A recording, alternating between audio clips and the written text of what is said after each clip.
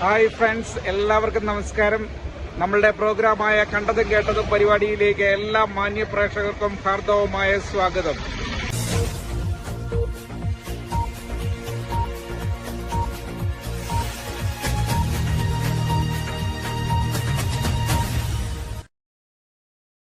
ഞാൻ നിങ്ങളുടെ സ്വന്തം സോണിച്ചൻ നാൽപ്പതാംകുളമാണ്.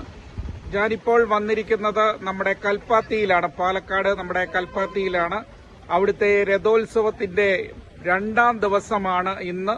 അപ്പോൾ ആളുകളൊക്കെ, ഞാൻ ഇന്ന് രാവിലെ തന്നെ നാട്ടിൽ നിന്ന് ഇവിടെ എത്തി, പാലക്കാട് എത്തി. അതിനുശേഷം ഞാൻ ഇപ്പോൾ കൽപ്പാത്തി അമ്പലത്തിന്റെ അവിടെ എത്തിയിരിക്കുകയാണ്. അപ്പോൾ ഇവിടെ രാവിലെ മുതൽ ആളുകൾ വന്നു തുടങ്ങി. അപ്പോൾ നല്ല തിരക്കും കാര്യങ്ങളും ഒക്കെ ആയി. ഉച്ചയാകുമ്പോൾ ഇവിടെ നിറഞ്ഞ് കവിയും. ഉച്ചയാകുമ്പോൾ ഇവിടെ അന്നദാനവും കാര്യങ്ങളും ഒക്കെ ഉണ്ട്. അപ്പോൾ ആ സമയമാകുമ്പോൾ ഇവിടെ നല്ല തിരക്ക് അനുഭവപ്പെടും. പിന്നെ വൈകുന്നേരങ്ങളിലാണ് നല്ല ഒരു തിരക്ക് ഇവിടെ അനുഭവപ്പെടുക. അപ്പോൾ ഇവിടെ ഈ അമ്പലത്തിന്റെ പരിസരത്തും ഒക്കെ ആയിട്ട് ധാരാളം ആളുകൾ വന്നുകൊണ്ടിരിക്കുന്നു. അപ്പം ഞാൻ രാവിലെ തന്നെ ഇങ്ങ് വന്നു. കാരണം ഇവിടെ വന്നു, ഞാൻ കുളിച്ച് ഫ്രഷായി അമ്പലത്തിന്റെ അവിടെ വന്നിരിക്കുകയാണ്. അപ്പോൾ ആളുകളൊക്കെ വന്നു തുടങ്ങിയിട്ടുണ്ട്. ഏതാണ്ട് ഉച്ചയാകുമ്പോൾ ഇവിടെ ഈ വഴികളെല്ലാം ആളുകൾ നിറഞ്ഞു വരാൻ തുടങ്ങും.